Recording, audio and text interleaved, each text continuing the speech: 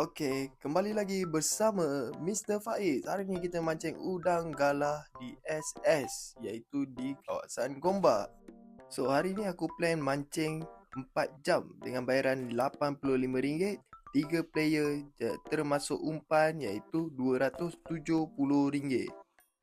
So, waktu ni semua dah ready, mancing semua dah siap, mata kail pun dah ready, umpan dah pasang. So, kita dah start memancing untuk hari ini.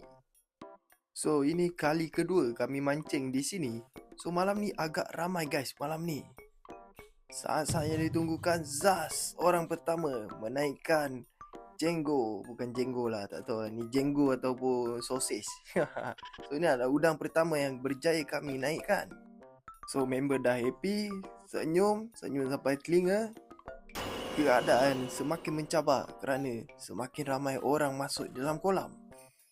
So, waktu ini masih menunggu-nunggu dan mencari-cari udang di sekeliling kolam.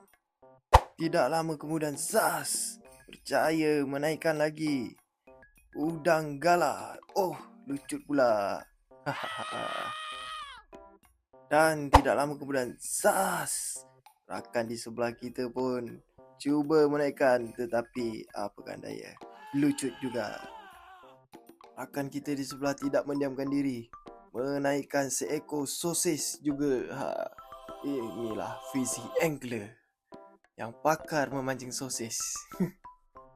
Jadi kita tenang-tenang sambil melihat pelampung tenggelam. Boom! Saudara kita berjaya menaikkan seekor lagi udang sosis. Jadi malam ni agak sendu sedikit je. Tiba-tiba Fizzy Angler strike guys. Dia melayan. Boom, dapat lagi udang sosis guys. Malam ni semuanya udang sosis lah guys.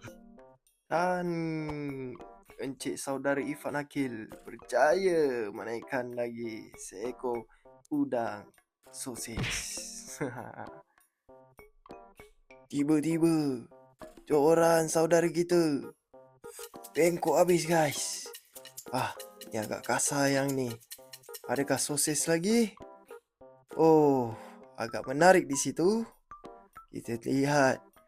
Oh, nampaknya udang dia agak sedikit besar daripada udang sosis tadi.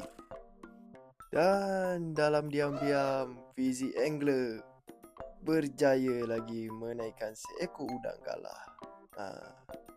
So, agak nice saiz dia di situ. Kali ni udangnya ada sepit biru guys.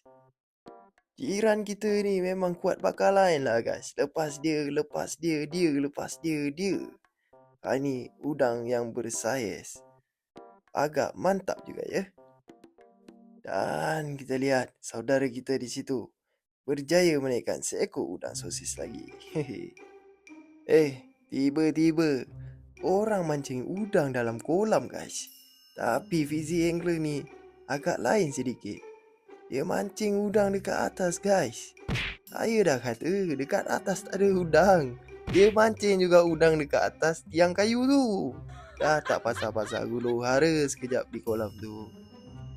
Dalam diam-diam, saudara kita di hadapan berjaya menaikkan seekor udang sosis lagi guys. Nampak? Happy dia. Lepas dia. Agak gasak dia di situ. Jadi, habislah masa 4 jam kami memancing. Inilah hasilnya guys. RM270 dan beratnya 600 gram. So, trip kali ni agak tidak memuaskan.